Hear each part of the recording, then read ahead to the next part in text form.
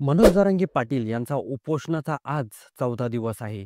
त्यांनी एकच मागणी लावून धरली आहे, की मराठा समाजाला ओबीसीमधून आरक्षण द्या. ही त्यांची प्रमुख भूमिका आहे. त्यामुळे सर्वांचं लक्ष मनोज जरांगे पाटील यांच्याकडे लागलं आहे. त्याचबरोबर आज त्यांनी पाणी आणि उपचार घेण्यास नकार दर्शवला आहे. त्यामुळे मराठा समाज जो लाखोंच्या संख्येने आझाद मैदानाच्या आसपासच्या परिसरामध्ये एकवटला आहे, ते सगळे आक्रमक झाले आहे. तसंच रेल्वे स्टेशनवर, रेल्वे पटरीवर, रेल्वेच्या समोर उभा राहून मोठ्या-मोठ्याने घोषणा द्यायला सुरुवात केली आहे. आरक्षण आमच्या हक्काचं, नाही कोणाच्या बापाचं, अशा पद्धतीनं मुंबईमध्ये मराठा घोषणा देत आहे.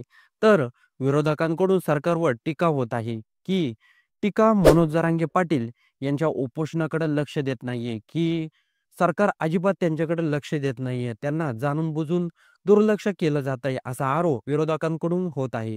म्हणून जरांगे पाटील यांची प्रकृती आता खालावली आहे. आज डॉक्टरांनी त्यांची तपासणी केली. त्यांना अशक्तपणा जास्त प्रमाणात आला आहे. त्यामुळे जशी-जशी जरांगे पाटील यांची तब्येत खालावली, तसं-तसं मराठा आंदोलक आक्रमक होताना दिसत आहे. तर दुसरीकडं सरकारने बैठका घ्यायला देखील सुरुवात केली आहे. या बैठकीमध्ये अजित पवार, एकनाथ शिंदे, देवेंद्र फडणवीस, राधाकृष्ण विखे पाटील हे सर्व नेते मंडळी उपस्थित होते. तर सर्व आंदोलकांचं या बैठकीकडे लक्ष लागून आहे. त्यांची एकच मागणी आहे, की ओबीसी प्रवर्गातून मराठा समाजाला आरक्षण द्या.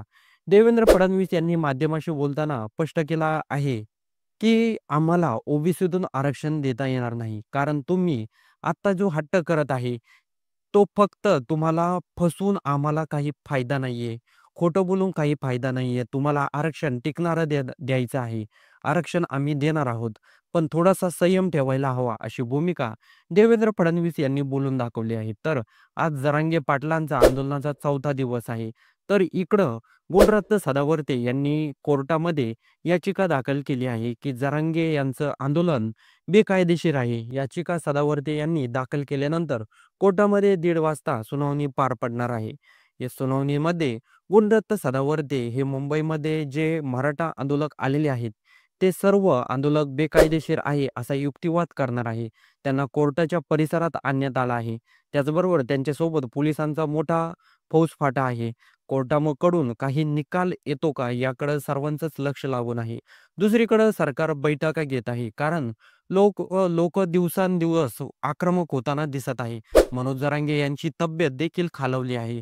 त्यामुळे मराठा समाज आक्रमक होताना दिसत आहे. सर्वांचं लक्ष मनोज जरांगे पाटील यांच्या उपोषणाकडे आहे. सरकार आता काय भूमिका घेतं याकडे सर्वांचंच लक्ष लागून आहे.